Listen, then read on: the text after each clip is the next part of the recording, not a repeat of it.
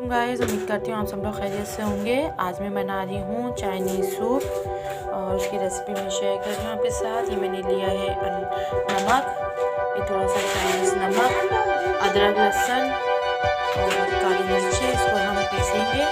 2 अंडे लिए हैं, एक बॉइल करेंगे और एक सूप में डालेंगे।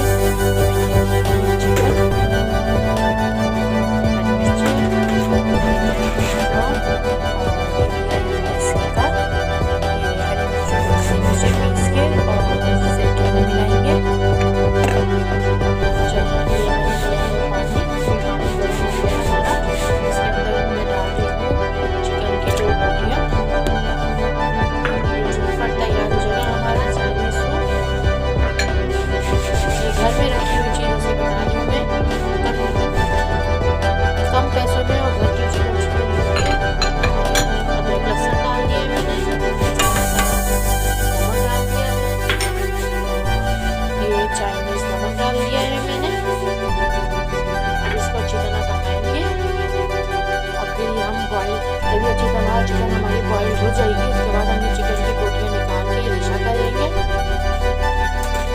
मैं एक अंडा बॉईल कर रही हूँ। ये मैं एक अंडा बॉईल करके इसको हम काट लेंगे गोल गोल या बारीक बारीक काट लेंगे।